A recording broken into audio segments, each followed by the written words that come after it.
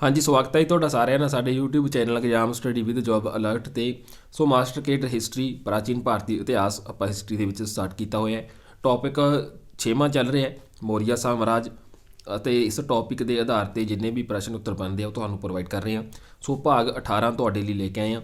ਸੋ ਜਿਨ੍ਹਾਂ ਨੇ ਹਾਲੇ ਤੱਕ ਪਹਿਲਾਂ ਵਾਲੇ ਭਾਗ ਰੀਡ ਨਹੀਂ ਕੀਤੇ ਤਾਂ ਵੀਡੀਓ ਦੀ ਡਿਸਕ੍ਰਿਪਸ਼ਨ ਦੇ ਵਿੱਚ ਜਾ ਕੇ ਰੀਡ ਕਰ ਸਕਦੇ ਨੇ ਅਤੇ ਚੈਨਲ ਨੂੰ ਸਬਸਕ੍ਰਾਈਬ ਤੇ ਬੈਲ ਆਈਕਨ ਨਾਲ ਤੇ ਪ੍ਰੈਸ ਜ਼ਰੂਰ ਕਰ ਲਿਓ ਤਾਂ ਤੁਹਾਨੂੰ ਡੇਲੀ ਕਲਾਸ ਦੀ ਅਪਡੇਟ ਸਮੇਂ ਸਿਰ ਮਿਲਦੀ ਰਹੇ। ਤਾਂ ਸਟਾਰਟ ਕਰਦੇ ਹਾਂ ਜੀ ਇਸ ਟੌਪਿਕ ਦੇ ਨਾਲ ਸੰਬੰਧਿਤ ਅਗਲੇ MCQ ਪ੍ਰਸ਼ਨ ਉੱਤਰ। ਤਾਂ ਪ੍ਰਸ਼ਨ ਨੰਬਰ 76 ਤੋਂ ਸਟਾਰਟ ਕਰਾਂਗੇ। ਮੌਰੀਆ ਕਾਲ ਦੇ ਵਿੱਚ ਸਥਾਨਿਕ ਅਤੇ ਗੋਪ ਨਾਮੀ ਅਧਿਕਾਰੀਆਂ ਦਾ ਸੰਬੰਧ ਕਿਸ ਕਾਲ ਨਾਲ ਸੀ? ਕਿਸ ਨਾਲ ਸੀਗਾ? ਤਾਂ ਸਥਾਨਕ ਅਤੇ ਗੋਪ ਇਹ ਜਿਹੜਾ ਅਧਿਕਾਰੀਆਂ ਨੂੰ ਕਿਹਾ ਜਾਂਦਾ ਸੀਗਾ ਮੌਰੀਆ ਕਾਲ ਦੇ ਵਿੱਚ, ਤਾਂ ਇਹਨਾਂ ਦਾ ਜਿਹੜਾ ਸੰਬੰਧ ਸੀ ਇਹਨਾਂ ਅਧਿਕਾਰੀਆਂ ਦਾ ਉਹ ਕਿਸ ਨਾਲ ਸੀ? ਪਿੰਡਾਂ ਦੇ ਸ਼ਾਸਨ ਨਾਲ, ਸੈਨਾ ਨਾਲ, ਜਾਸੂਸੀ ਨਾਲ ਜਾਂ ਫਿਰ ਵਿੱਤ ਵਿਭਾਗ ਨਾਲ। ਤਾਂ ਇਹਨਾਂ ਅਧਿਕਾਰੀਆਂ ਦਾ ਸੰਬੰਧ ਸੀ ਜਿਹੜਾ ਉਹ ਪਿੰਡਾਂ ਦੇ ਸ਼ਾਸਨ ਨਾਲ ਸੀਗਾ। ਮੌਰੀਆ ਕਾਲ ਦੇ ਵਿੱਚ ਸਥਾਨਕ ਅਤੇ ਗੋਪ ਨਾਮੀ ਜੋ ਅਧਿਕਾਰੀ ਹੁੰਦੇ ਸੀ ਤਾਂ ਇਹਨਾਂ ਦਾ ਸੰਬੰਧ ਸੀ ਜਿਹੜਾ ਪਿੰਡਾਂ ਦੇ ਸ਼ਾਸਨ ਨਾਲ ਸੀ। ਆਪਸ਼ਨ ਊ ਦਾ ਸਾਡਾ ਰਾਈਟ ਆਨਸਰ ਆਏਗਾ। ਅਗਲਾ ਪ੍ਰਸ਼ਨ ਹੈ ਮੌਰੀਆ ਕਾਲ ਸੰਬੰਧੀ ਕਿਹੜਾ ਕਥਨ ਹੈ ਜਿਹੜਾ ਉਹ ਸਹੀ ਹੈ? 3 ਕਥਨ ਦਿੱਤੇ ਨੇ। ਰਾਜ ਦੇ ਅਧੀਨ ਭੂਮੀ ਤੋਂ ਜੋ ਪ੍ਰਾਪਤ ਆਮਦਨ ਸੀ ਤਾਂ ਉਸ ਨੂੰ ਸੀਤਾ ਕਿਹਾ ਜਾਂਦਾ ਸੀ। ਕਿਸਾਨਾਂ ਦੇ ਅਧੀਨ ਭੂਮੀ ਤੋਂ ਪ੍ਰਾਪਤ ਆਮਦਨ ਨੂੰ ਭਾਗ ਕਹਿੰਦੇ ਸਨ। ਭੂਮੀਕਾਰ 1/6 ਤੋਂ 1/4 ਲਿਆ ਜਾਂਦਾ ਸੀ ਜਾਂ ਉਪਰੋਕਤ ਸਾਰੇ। ਤਾਂ ਇਹਦਾ ਰਾਈਟ ਆਨਸਰ ਆਏਗਾ ਆਪਸ਼ਨ ਸੱਸਾ, ਉਪਰੋਕਤ ਸਾਰੇ। ਤਾਂ ਮੌਰੀਆ ਕਾਲ ਦੇ ਸੰਬੰਧ ਵਿੱਚ ਇਹ ਕਥਨ ਹੈ ਜਿਹੜਾ ਸਹੀ ਹੈ। ਤਾਂ ਤਿੰਨੋਂ ਕਥਨ ਇਹ ਬਿਲਕੁਲ ਸਹੀ ਨੇ ਮੌਰੀਆ ਕਾਲ ਦੇ ਨਾਲ ਸੰਬੰਧਿਤ। ਸੋ ਜ਼ਿਆਦਾਤਰ ਪਹਿਲਾਂ ਵੀ ਤੁਹਾਨੂੰ ਦੱਸਿਆ ਉਪਰੋਕਤ ਸਾਰੇ ਹੀ ਰਾਈਟ ਆਨਸਰ ਆਉਂਦਾ ਹੁੰਦਾ ਹੈ। ਅੱਗੇ ਸਹੀ ਮਿਲਾਨ ਕਰਨੇ ਆ। ਮੌਰੀਆ ਕਾਲ ਦੀਆਂ ਅਦਾਲਤਾਂ, 2 ਪਿੰਡਾਂ ਦੀ ਅਦਾਲਤ ਤਾਂ ਜਨਪਦ ਸੰਧੀ, ਆਪਸ਼ਨ ਏ ਬਣੇਗਾ। 10 ਪਿੰਡਾਂ ਦੀ ਅਦਾਲਤ ਸੰਗ੍ਰਹਿਣ, 100 ਪਿੰਡਾਂ ਦੀ ਅਦਾਲਤ ਦਰੋਣਮੁਖ, 800 ਪਿੰਡਾਂ ਦੀ ਅਦਾਲਤ ਸਥਾਨੀय। ਤਾਂ ਆਪਸ਼ਨ ਊ ਦਾ ਰਾਈਟ ਆਨਸਰ ਬਣੇਗਾ। ਸੋ ਇਹਦੇ ਵਿੱਚ ਵੀ ਤੁਹਾਨੂੰ ਮੈਥਡ ਦੱਸਿਆ ਸੀ। ਅਗਰ ਤੁਹਾਨੂੰ ਬਿਲਕੁਲ ਵੀ ਨਹੀਂ ਆਉਂਦਾ, ਜ਼ਿਆਦਾਤਰ ਤਾਂ ਪਹਿਲੇ ਦਾ ਪਹਿਲੇ ਨਾਲ, ਦੂਜੇ ਦਾ ਦੂਜੇ ਨਾਲ ਹੁੰਦਾ ਜਾਂ ਫਿਰ ਪਹਿਲੇ ਦਾ ਦੂਜੇ ਨਾਲ, ਦੂਜੇ ਦਾ ਪਹਿਲੇ ਨਾਲ, ਤੀਜੇ ਦਾ ਚੌਥੇ ਨਾਲ, ਚੌਥੇ ਦਾ ਤੀਜੇ ਨਾਲ। ਸੋ ਇਹ 2 ਮੈਥਡ ਹੀ ਇਹਦੇ ਵਿੱਚ ਬਣਦੇ ਹੁੰਦੇ ਆ। ਸੋ ਬਿਲਕੁਲ ਵੀ ਨਹੀਂ ਆਉਂਦਾ ਤਾਂ ਪਹਿਲੇ ਦਾ ਪਹਿਲੇ ਨਾਲ ਮਿਲਾ ਕੇ ਟਿਕ ਲਗਾ ਦਿਓ। 100% ਜਿਹੜਾ ਸਹੀ ਜਾਂਦਾ ਹੁੰਦਾ। ਅਗਰ ਤੁਹਾਨੂੰ ਵਿੱਚ ਆਉਂਦਾ 1-2 ਕੁਐਸਚਨ ਤੁਹਾਨੂੰ ਪਤਾ ਹੈ ਫਿਰ ਤੁਹਾਨੂੰ ਆਸਾਨੀ ਹੋ ਜਾਏਗੀ ਅਤੇ ਪੈਟਰਨ ਦਾ ਵੀ ਜਿਹੜਾ ਪਤਾ ਲੱਗ ਜਾਏਗਾ। ਅਗਲਾ ਪ੍ਰਸ਼ਨ ਹੈ ਫੌਜਦਾਰੀ ਮੁਕੱਦਮਿਆਂ ਦਾ ਫੈਸਲਾ ਕਰਨ ਵਾਲੀਆਂ ਅਦਾਲਤਾਂ ਨੂੰ ਕੀ ਕਿਹਾ ਜਾਂਦਾ ਸੀ? ਜਿਹੜੇ ਫੌਜਦਾਰੀ ਮੁਕੱਦਮੇ ਹੁੰਦੇ ਸੀ ਅਤੇ ਜਿਹੜੇ ਇਹਨਾਂ ਦੇ ਫੈਸਲੇ ਕਰਦੀਆਂ ਸੀ ਉਹ ਅਦਾਲਤਾਂ ਨੂੰ ਕੀ ਕਹਿੰਦੇ ਸੀ? ਦਰੋਣਮੁਖ, ਕਟਕ ਸ਼ੋਧਨ, ਅਮਤਯ ਜਾਂ ਫਿਰ ਸੰਗ੍ਰਹਿਣ। ਤਾਂ ਇਸ ਨੂੰ ਕਿਹਾ ਜਾਂਦਾ ਸੀ ਕਟਕ ਸ਼ੋਧਨ। ਜਿਹੜੀਆਂ ਅਦਾਲਤਾਂ ਫੌਜਦਾਰੀ ਮੁਕੱਦਮਿਆਂ ਦਾ ਫੈਸਲਾ ਕਰਦੀਆਂ ਸੀ ਤਾਂ ਕਟਕ ਸ਼ੋਧਨ ਉਸ ਨੂੰ ਕਿਹਾ ਜਾਂਦਾ ਸੀ। ਆਪਸ਼ਨ ਆੜਾ ਸਾਡਾ ਰਾਈਟ ਆਨਸਰ ਆਏਗਾ। ਜਾਸੂਸੀ ਲਈ ਓਵਰਸੀਅਰ ਅਤੇ ਇੰਸਪੈਕਟਰ ਕਿਸ ਨੇ ਨਿਯੁਕਤ ਕੀਤੇ ਸੀ? ਰਾਜੇ ਅਸ਼ੋਕ ਨੇ, ਚੰਦਰਗੁਪਤ ਮੌਰੀਆ ਨੇ, ਬ੍ਰਹਦਰਥ ਨੇ ਜਾਂ ਪੁਸ਼ਯਮਿੱਤਰ ਨੇ। ਤਾਂ ਜਾਸੂਸੀ ਕਰਨ ਲਈ ਓਵਰਸੀਅਰ ਅਤੇ ਇੰਸਪੈਕਟਰ ਸੀ ਜਿਹੜੇ ਉਹ ਚੰਦਰਗੁਪਤ ਮੌਰੀਆ ਨੇ ਨਿਯੁਕਤ ਕੀਤੇ ਸੀ। ਆਪਸ਼ਨ ਆੜਾ ਸਾਡਾ ਰਾਈਟ ਆਨਸਰ ਆਏਗਾ। ਕੁਸ਼ਾਣ ਵੰਸ਼ ਦਾ ਸੰਸਥਾਪਕ ਕੌਣ ਸੀ?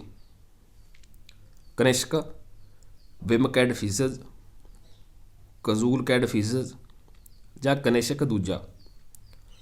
ਤਾਂ ਕੁਸ਼ਾਣ ਵੰਸ਼ ਸੀਗਾ ਜਿਹੜਾ ਤਾਂ ਇਹਦਾ ਸੰਸਥਾਪਕ ਸਥਾਪਨਾ ਕਰਨ ਵਾਲਾ ਕਜ਼ੂਲਕੈਡਫੀਸਜ਼ ਸੀਗਾ। ਆਪਸ਼ਨ ਈਡੀ ਸਾਡਾ ਰਾਈਟ ਆਨਸਰ ਆਏਗਾ। ਅਗਲਾ ਪ੍ਰਸ਼ਨ ਹੈ ਕਜ਼ੂਲਕੈਡਫੀਸਜ਼ ਤੋਂ ਬਾਅਦ ਕਿਹੜਾ ਕੁਸ਼ਾਣ ਸ਼ਾਸਕ ਬਣਿਆ ਸੀ? ਕਨਿਸ਼ਕ, ਵਿਮਕੈਡਫੀਸਜ਼, ਕਜ਼ੂਲਕੈਡਫੀਸਜ਼ ਜਾਂ ਕਨਿਸ਼ਕ ਦੂਜਾ। ਤਾਂ ਕਜ਼ੂਲਕੈਡਫੀਸਜ਼ ਤੋਂ ਬਾਅਦ ਜਿਹੜਾ ਅਗਲਾ ਕੁਸ਼ਾਣ ਸ਼ਾਸਕ ਸੀਗਾ ਉਹ ਵਿਮਕੈਡਫੀਸਜ਼ ਸੀਗਾ। ਆਪਸ਼ਨ ਆੜਾ ਸਾਡਾ ਰਾਈਟ ਆਨਸਰ ਆਏਗਾ। ਅੱਗੇ ਇਸ ਤੋਂ ਬਾਅਦ ਵਿਮਕੈਡਫਿਸਿਸ ਤੋਂ ਬਾਅਦ ਅਗਲਾ ਕੁਸ਼ਾਣ ਸਮਰਾਟ ਕੌਣ ਬਣਿਆ ਸੀ? ਤਾਂ ਇਹ ਬਣਿਆ ਸੀਗਾ ਜੀ ਕਨਿਸ਼ਕ। ਇਸ ਤੋਂ ਬਾਅਦ ਤੀਸਰਾ ਆ ਗਿਆ ਰਾਜਾ ਕਨਿਸ਼ਕ ਸੀਗਾ ਜਿਹੜਾ ਅਗਲਾ ਕੁਸ਼ਾਣ ਸਮਰਾਟ ਜਿਹੜਾ ਉਹ ਬਣਿਆ ਸੀ। ਕੁਸ਼ਾਣ ਵੰਸ਼ ਦਾ ਸਭ ਤੋਂ ਮਹਾਨ ਸ਼ਾਸਕ ਕੌਣ ਸੀ? ਮੋਸਟ ਇੰਪੋਰਟੈਂਟ ਕੁਐਸਚਨ ਹੈ ਜੀ। ਕਨਿਸ਼ਕ, ਵਿਮਕੈਡਫਿਸਿਸ, ਕਜੂਲਕੈਡਫਿਸਿਸ ਜਾਂ ਕਨਿਸ਼ਕ ਦੂਜਾ। ਤਾਂ ਕੁਸ਼ਾਣ ਵੰਸ਼ ਦਾ ਸਭ ਤੋਂ ਮਹਾਨ ਸ਼ਾਸਕ ਸੀ ਜਿਹੜਾ ਉਹ ਰਾਜਾ ਕਨਿਸ਼ਕ ਸੀਗਾ। ਆਪਸ਼ਨ ਊੜਾ ਸਾਡਾ ਰਾਈਟ ਆਨਸਰ ਆਏਗਾ। ਅਗਲਾ ਪ੍ਰਸ਼ਨ ਹੈ ਸ਼ਕ ਸੰਮਤ ਦੀ ਸ਼ੁਰੂਆਤ ਕਦੋਂ ਹੋਈ ਸੀ? 58 AD, 68, 78 ਜਾਂ 99 AD ਦੇ ਵਿੱਚ। ਤਾਂ ਸ਼ਕ ਸੰਮਤ ਸੀ ਜਿਹੜਾ ਇਹਦੀ ਸ਼ੁਰੂਆਤ ਸੀ ਜਿਹੜੀ 78 AD ਦੇ ਵਿੱਚ ਹੋਈ ਸੀ। ਆਪਸ਼ਨ ਈਡੀ ਸਾਡਾ ਰਾਈਟ ਆਨਸਰ ਆਏਗਾ। ਸ਼ਕ ਸੰਮਤ ਦੀ ਸ਼ੁਰੂਆਤ ਕਿਸ ਨੇ ਕੀਤੀ ਸੀ? ਕਨਿਸ਼ਕ ਨੇ, ਹਰਸ਼ਵਰਧਨ ਨੇ, ਹਿਊਨ-ਸਾਂਗ ਨੇ ਜਾਂ ਫਿਰ ਚੰਦਰਗੁਪਤ ਮੌਰੀਆ ਨੇ। ਤਾਂ ਸ਼ਕ ਸੰਮਤ ਦੀ ਸ਼ੁਰੂਆਤ ਸੀ ਜਿਹੜੀ ਉਹ ਕਨਿਸ਼ਕ ਨੇ ਕੀਤੀ ਸੀ ਅਤੇ ਇਹਦੀ ਸ਼ੁਰੂਆਤ ਸੀ ਜਿਹੜੀ 78 AD ਦੇ ਵਿੱਚ ਹੋਈ ਸੀ। ਕਨਿਸ਼ਕ ਸੀਗਾ ਜਿਹੜਾ ਤੀਸਰਾ ਕੁਸ਼ਾਣ ਸਮਰਾਟ ਹੋਇਆ ਸੀ ਅਤੇ ਸਭ ਤੋਂ ਮਹਾਨ ਸੀਗਾ। ਕਨਿਸ਼ਕ ਦਾ ਸ਼ਾਸਨ ਕਾਲ ਕਿਹੜਾ ਸੀਗਾ? 120 ਤੋਂ 162, 150 ਤੋਂ 160, 120 ਤੋਂ 170 ਜਾਂ 260 ਤੋਂ 320। ਤਾਂ ਕਨਿਸ਼ਕ ਦਾ ਸਮਾਂ ਸ਼ਾਸਨ ਕਾਲ ਸੀ ਜਿਹੜਾ 120 ਤੋਂ 162 ਸੀਗਾ। ਆਪਸ਼ਨ ਊੜਾ ਸਾਡਾ ਰਾਈਟ ਆਨਸਰ ਆਏਗਾ। ਅਗਲਾ ਪ੍ਰਸ਼ਨ ਹੈ ਕੁਸ਼ਾਣ ਸਾਮਰਾਜ ਦੀ ਰਾਜਧਾਨੀ ਕਿਹੜੀ ਸੀ? ਪਾਟਲੀਪੁੱਤਰ, ਪੁਰਸ਼ਪੁਰ ਜੋ ਪਿਸ਼ਾਵਰ ਹੈ ਕਿਹਾ ਜਾਂਦਾ ਹੈ, ਟੈਕਸਲਾ ਜਾਂ ਫਿਰ ਉਜੈਨ। ਤਾਂ ਕੁਸ਼ਾਣ ਸਾਮਰਾਜ ਦੀ ਜਿਹੜੀ ਰਾਜਧਾਨੀ ਸੀ ਉਹ ਪੁਰਸ਼ਪੁਰ ਸੀ, ਪਿਸ਼ਾਵਰ। ਆਪਸ਼ਨ ਆੜਾ ਸਾਡਾ ਰਾਈਟ ਆਨਸਰ ਆਏਗਾ। ਸੋ ਨਾਲ ਦੀ ਨਾਲ ਕਮੈਂਟ ਜ਼ਰੂਰ ਕਰਦਿਆ ਕਰੋ ਅਤੇ ਜਲਦੀ ਵੀਡੀਓ ਨੂੰ ਅੱਗੇ ਜ਼ਰੂਰ ਸ਼ੇਅਰ ਕਰਦਿਆ ਕਰੋ ਤਾਂ ਜੋ ਜ਼ਿਆਦਾ ਤੋਂ ਜ਼ਿਆਦਾ ਆਡੀਅנס ਆਪਣੇ ਨਾਲ ਜੁੜ ਸਕੇ। ਕਨਿਸ਼ਕ ਦੀ ਮਗਧ ਤੇ ਜਿੱਤ ਸਮੇਂ ਕਿਸ ਬੋਧੀ ਆਚਾਰੀਆ ਨਾਲ ਮੁਲਾਕਾਤ ਹੋਈ ਸੀ? ਜਦੋਂ ਰਾਜਾ ਕਨਿਸ਼ਕ ਨੇ ਜਿਹੜਾ ਮਗਧ ਤੇ ਜਿੱਤ ਪ੍ਰਾਪਤ ਕਰੀ ਸੀ ਤਾਂ ਉਸ ਸਮੇਂ ਉਹਨਾਂ ਦੀ ਮੁਲਾਕਾਤ ਕਿਹੜਾ ਬੋਧੀ ਆਚਾਰੀਆ ਸੀ ਜਿਨ੍ਹਾਂ ਨਾਲ ਹੋਈ ਸੀ? ਵਸ਼ੂਮਿੱਤਰ, ਮੋਗਲੀ ਤੁੱਤਤਿਸ, ਆਸ਼ਵਘੋਸ਼ ਜਾਂ ਫਿਰ ਨਾਗ ਅਰਜਨ। ਤਾਂ ਉਸ ਸਮੇਂ ਇਹਨਾਂ ਦੀ ਜਿਹੜੀ ਮੁਲਾਕਾਤ ਸੀ ਆਸ਼ਵਘੋਸ਼ ਬੋਧੀ ਆਚਾਰੀਆ ਨਾਲ ਹੋਈ ਸੀ ਰਾਜੇ ਕਨਿਸ਼ਕ ਦੀ, ਜਦੋਂ ਇਹਨਾਂ ਨੇ ਮਗਧ ਤੇ ਜਿੱਤ ਹੈ ਜਿਹੜੀ ਪ੍ਰਾਪਤ ਕੀਤੀ ਸੀ। ਆਪਸ਼ਨ ਈਡੀ ਸਾਡਾ ਰਾਈਟ ਆਨਸਰ ਬਣੇਗਾ। ਕਨਿਸ਼ਕ ਨੇ ਕਿਸ ਦੇ ਪ੍ਰਭਾਵ ਅਧੀਨ ਸੀ ਜਿਹੜਾ ਬੁੱਧ ਧਰਮ ਸਵੀਕਾਰ ਕੀਤਾ ਸੀ? ਸੋ ਪਹਿਲਾਂ ਵੀ ਕੁਐਸਚਨ ਤੁਹਾਨੂੰ ਦੱਸਿਆ ਸੀਗਾ ਤਾਂ ਉਹ ਕੀਤਾ ਸੀਗਾ ਜੀ ਆਸ਼ਵਘੋਸ਼ ਦੇ ਪ੍ਰਭਾਵ ਦੇ ਅਧੀਨ ਆ ਕੇ ਬੁੱਧ ਧਰਮ ਸੀ ਜਿਹੜਾ ਉਹ ਸਵੀਕਾਰ ਕਰ ਲਿਆ ਸੀ ਰਾਜੇ ਕਨਿਸ਼ਕ ਨੇ ਜੋ ਕੁਸ਼ਾਣ ਸਮਰਾਟ ਸੀਗਾ। ਆਪਸ਼ਨ ਈਡੀ ਸਾਡਾ ਰਾਈਟ ਆਨਸਰ ਆਏਗਾ। ਅਗਲਾ ਪ੍ਰਸ਼ਨ ਹੈ ਮੋਸਟ ਇੰਪੋਰਟੈਂਟ ਹੈ ਚੌਥੀ ਬੋਧੀ ਮਹਾਸਭਾ ਕਿਸ ਨੇ ਬੁਲਾਈ ਸੀ ਜਾਂ ਚੌਥੀ ਬੋਧੀ ਮਹਾਸਭਾ ਕਿਸ ਦੇ ਸ਼ਾਸਨ ਕਾਲ ਦੇ ਵਿੱਚ ਹੋਈ ਸੀ? ਇਹ ਕੁਐਸਚਨ ਇਹ ਬਣਦਾ ਹੁੰਦਾ ਹੈ ਅਸ਼ੋਕ, ਚੰਦਰਗੁਪਤ ਦੂਜਾ, ਕਨਿਸ਼ਕ ਜਾਂ ਫਿਰ ਹਰਸ਼ਵਰਧਨ। ਤਾਂ ਚੌਥੀ ਬੋਧੀ ਮਹਾਸਭਾ ਸੀ ਜਿਹੜੀ ਇਹ ਕਨਿਸ਼ਕ ਨੇ ਬੁਲਾਈ ਸੀ ਜਾਂ ਕਨਿਸ਼ਕ ਦੇ ਸ਼ਾਸਨ ਕਾਲ ਦੇ ਵਿੱਚ ਹੋਈ ਸੀ। ਆਪਸ਼ਨ ਈ ਡੀ ਸਾਡਾ ਰਾਈਟ ਆਨਸਰ ਆਏਗਾ। ਅਤੇ ਚੌਥੀ ਬੋਧੀ ਮਹਾਸਭਾ ਸੀ ਜਿਹੜੀ ਇਹ ਕਿੱਥੇ ਬੁਲਾਈ ਗਈ ਸੀ? ਪਾਟਲੀਪੁੱਤਰ, ਉਜੈਨ, ਕੁੰਡਲਵਨ ਜੋ ਕਸ਼ਮੀਰ 'ਚ ਹੈ, ਟੈਕਸਲਾ ਵਿਖੇ। ਤਾਂ ਇਹ ਮਹਾਸਭਾ ਸੀ ਜਿਹੜੀ ਕੁੰਡਲਵਨ ਕਸ਼ਮੀਰ ਦੇ ਵਿੱਚ ਬੁਲਾਈ ਗਈ ਸੀ, ਜਿਹੜੀ ਚੌਥੀ ਬੋਧੀ ਮਹਾਸਭਾ ਸੀ ਅਤੇ ਇੱਕ ਰਾਜੇ ਕਨਿਸ਼ਕ ਨੇ ਬੁਲਾਈ ਸੀ। ਚੌਥੀ ਬੋਧੀ ਮਹਾਸਭਾ ਦੁਆਰਾ ਰਚੇ ਗਏ ਗ੍ਰੰਥ ਮਹਾਵਿਭਾਸ਼ ਦੀ ਭਾਸ਼ਾ ਕਿਹੜੀ ਸੀ? ਤਾਂ ਇੱਥੇ ਵੀ ਦੋ ਕੁਐਸਚਨ ਬਣਦੇ ਹੈ। ਚੌਥੀ ਬੋਧੀ ਮਹਾਸਭਾ ਦੁਆਰਾ ਕਿਹੜਾ ਗ੍ਰੰਥ ਜਿਹੜਾ ਰਚਿਆ ਗਿਆ ਸੀਗਾ? ਤਾਂ ਆਨਸਰ ਆਏਗਾ ਮਹਾਵਿਭਾਸ਼। ਅਤੇ ਇਸ ਰਚੇ ਗਏ ਗ੍ਰੰਥ ਦੀ ਭਾਸ਼ਾ ਕਿਹੜੀ ਹੈ ਉਹ ਦੱਸਣਾ ਹੈ, ਪਾਲੀ, ਸੰਸਕ੍ਰਿਤ, ਅਰਬੀ ਜਾਂ ਫਿਰ ਫਾਰਸੀ। ਤਾਂ ਇਹਦੀ ਭਾਸ਼ਾ ਜਿਹੜੀ ਲੈਂਗੁਏਜ ਹੈ ਉਹ ਸੰਸਕ੍ਰਿਤ ਹੈ। ਆਪਸ਼ਨ ਆੜਾ ਸਾਡਾ ਰਾਈਟ ਆਨਸਰ ਆਏਗਾ। ਚੌਥੀ ਬੋਧੀ ਮਹਾਸਭਾ ਦਾ ਸਭਾਪਤੀ ਕੌਣ ਸੀ? ਆਸ਼ਵਘੋਸ਼, ਨਾਗ ਅਰਜੁਨ, ਵਸ਼ੂਮਿੱਤਰ ਜਾਂ ਮੋਗਲੀ ਤੁੱਤਤਿਸ। ਤਾਂ ਚੌਥੀ ਬੋਧੀ ਜਿਹੜੀ ਮਹਾਸਭਾ ਸੀ ਤਾਂ ਇਸ ਦਾ ਜਿਹੜਾ ਸਭਾਪਤੀ ਸੀ ਉਹ ਵਸ਼ੂਮਿੱਤਰ ਸੀ। ਆਪਸ਼ਨ ਈ ਡੀ ਸਾਡਾ ਰਾਈਟ ਆਨਸਰ ਆਏਗਾ। ਆਸ਼ਵ ਘੋਸ਼ ਕਿਸ ਦੇ ਦਰਬਾਰ ਦਾ ਉੱਘਾ ਵਿਦਵਾਨ ਸੀ? ਜਾਂ ਇਹ ਵੀ ਪੁੱਛ ਲਿਆ ਜਾਂਦਾ ਕਿ ਆਸ਼ਵ ਘੋਸ਼ ਕੌਣ ਸੀਗਾ। ਆਪਸ਼ਨਾਂ ਦੇ ਵਿੱਚ ਤੁਹਾਨੂੰ ਅਲੱਗ-ਅਲੱਗ ਆਪਸ਼ਨ ਆ ਜਾਣਗੀਆਂ, ਵਿਦਵਾਨ ਦੀ ਆ ਜਾਏਗੀ, ਗੀਤਕਾਰ ਦੀ ਆ ਜਾਏਗੀ, ਰਾਈਟਰ ਦੀ ਆ ਜਾਏਗੀ, ਇੱਕ ਆਪਸ਼ਨ ਹੋਰ ਪਾ ਦਿੱਤੀ ਜਾਏਗੀ। ਤਾਂ ਇਹ ਵੀ ਪੁੱਛਿਆ ਜਾ ਸਕਦਾ ਹੈ। ਤਾਂ ਆਸ਼ਵ ਘੋਸ਼ ਸੀ ਜਿਹੜਾ ਉਹ ਵਿਦਵਾਨ ਸੀ। ਕਿਹਦੇ ਦਰਬਾਰ ਦੇ ਵਿੱਚ ਸੀਗਾ? ਅਸ਼ੋਕ ਦੇ, ਬ੍ਰਹਦਰਥ ਦੇ, ਕਨਿਸ਼ਕ ਦੇ ਜਾਂ ਹਰਸ਼ਵਰਧਨ ਦੇ। ਤਾਂ ਇਹ ਕਨਿਸ਼ਕ ਦੇ ਦਰਬਾਰ ਦੇ ਵਿੱਚ ਉੱਘਾ ਵਿਦਵਾਨ ਸੀਗਾ ਆਸ਼ਵ ਘੋਸ਼। ਆਸ਼ਵ ਘੋਸ਼ ਦੀਆਂ ਰਚਨਾਵਾਂ ਕਿਹੜੀਆਂ ਕਿਹੜੀਆਂ ਸੀ? ਬੁੱਧ ਚਰਿਤ, ਸੂਤਰਾਲੰਕਾਰ, ਸਾਰੀਪੁੱਤਰ ਪ੍ਰਕਰਨ ਜਾਂ ਉਪਰੋਕਤ ਸਾਰੇ। ਤਾਂ ਇਹ ਉਪਰੋਕਤ ਸਾਰੀਆਂ ਹੀ ਆਸ਼ਵ ਘੋਸ਼ ਦੀਆਂ ਰਚਨਾਵਾਂ ਸੀ ਜੋ ਵਿਦਵਾਨ ਸੀ। ਬੁੱਧ ਚਰਿਤ ਵੀ ਸੀ, ਸੂਤਰਾਲੰਕਾਰ ਵੀ ਸੀ, ਸਾਰੀਪੁੱਤਰ ਪ੍ਰਕਰਨ ਵੀ ਸੀ। ਤਾਂ ਆਪਸ਼ਨ ਸੱਸਾ ਸਾਡਾ ਰਾਈਟ ਆਨਸਰ ਆਏਗਾ। ਅਗਲਾ ਪ੍ਰਸ਼ਨ ਹੈ ਨਾਗਾਰਜੁਨ ਕਨਿਸ਼ਕ ਕਾਲ ਦਾ ਉੱਘਾ ਡੈਸ਼ ਸੀ। ਤਾਂ ਨਾਗਾਰਜੁਨ ਪੁੱਛਿਆ ਗਿਆ। ਨਾਗਾਰਜੁਨ ਕੌਣ ਸੀ? ਨਾਟਕਕਾਰ ਸੀ, ਫਿਲਾਸਫਰ ਸੀ, ਸੰਗੀਤਕਾਰ ਸੀ ਜਾਂ ਫਿਰ ਸੈਨਾਪਤੀ ਸੀ। ਤਾਂ ਨਾਗਾਰਜੁਨ ਕਨਿਸ਼ਕ ਦੇ ਕਾਲ ਦਾ ਜਿਹੜਾ ਫਿਲਾਸਫਰ ਸੀਗਾ। ਆਪਸ਼ਨ ਆੜਾ ਸਾਡਾ ਰਾਈਟ ਆਨਸਰ ਆਏਗਾ।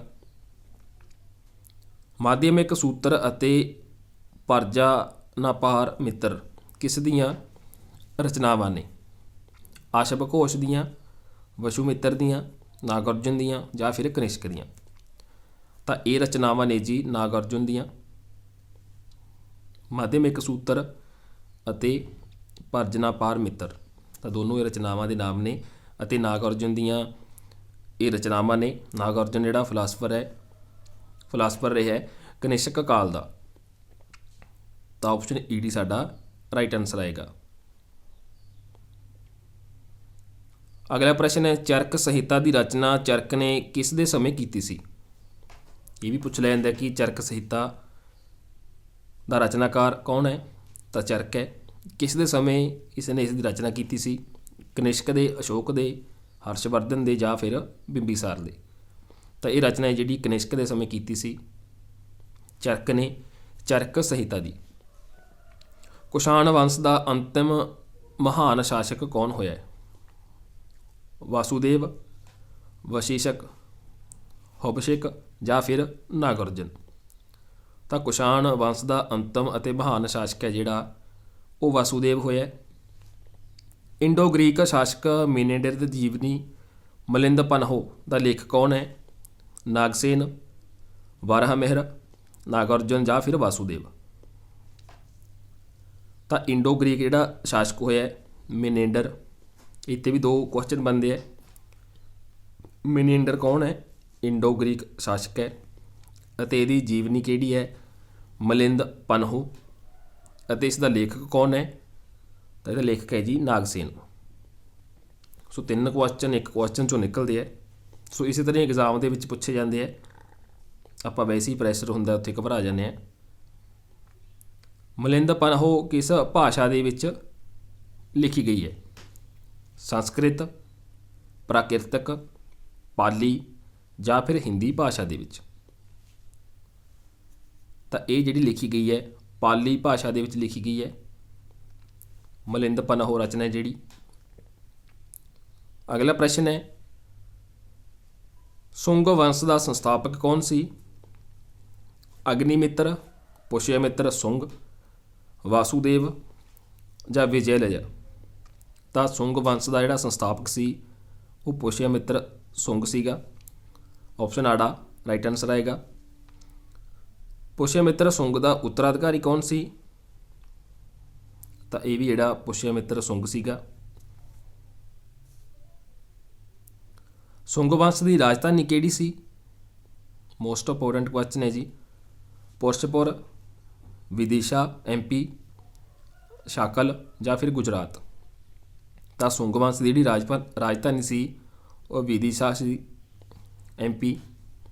ਆਪਸ਼ਨ ਆੜਾ ਸਾਡਾ ਰਾਈਟ ਆਨਸਰ ਆਏਗਾ। ਮਹਾਭਾਸ਼ਾ ਦਾ ਲੇਖਕ ਕੌਣ ਹੈ? ਪਾਣਿਨੀ, ਪਤੰਜਲੀ, ਚਰਕ ਜਾਂ ਫਿਰ ਨਾਗਾਰਜੁਨ। ਤਾਂ ਮਹਾਭਾਸ਼ਾ ਦਾ ਜਿਹੜਾ ਲੇਖਕ ਹੈ ਉਹ ਪਤੰਜਲੀ ਹੈ। ਆਪਸ਼ਨ ਆੜਾ ਸਾਡਾ ਰਾਈਟ ਆਨਸਰ ਆਏਗਾ। ਕੰਨਵ ਦਾ ਸੰਸਥਾਪਕ ਕੌਣ ਸੀ? ਕੰਨਵ ਡਾਇਨੈਸਟੀ, ਵਾਸੁਦੇਵ, ਚਰਕ, ਨਾਗਸੇਨ ਜਾਂ ਫਿਰ ਨਾਗਾਰਜੁਨ। ਤਾਂ ਕੰਨਵ ਦਾ ਸੰਸਥਾਪਕ ਸੀ ਜਿਹੜਾ ਉਹ ਵਾਸੁਦੇਵ ਸੀਗਾ। ਆਪਸ਼ਨ ਊੜਾ ਸਾਡਾ ਰਾਈਟ ਆਨਸਰ ਆਏਗਾ। ਅਗਲਾ ਪ੍ਰਸ਼ਨ ਹੈ ਸੁੰਗ ਵੰਸ਼ ਦਾ ਅੰਤਮ ਸ਼ਾਸਕ ਕੌਣ ਹੋਇਆ ਹੈ? ਦੇਵਭੂਤੀ, ਵਾਸੁਦੇਵ, ਚਰਨ ਜਾਂ ਫਿਰ ਨਾਗਸੇਨ। ਤਾਂ ਸੁੰਗ ਵੰਸ਼ ਸੀ ਜਿਹੜਾ ਅੰਤਮ ਸ਼ਾਸਕ ਸੀ ਜਿਹੜਾ ਉਹ ਦੇਵਭੂਤੀ ਹੋਇਆ।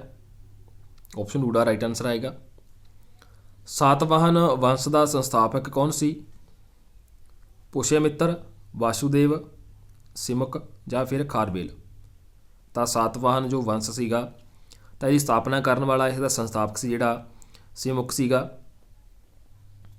ਆਪਸ਼ਨ ਈਡੀ ਸਾਡਾ ਰਾਈਟ ਆਨਸਰ ਆਏਗਾ।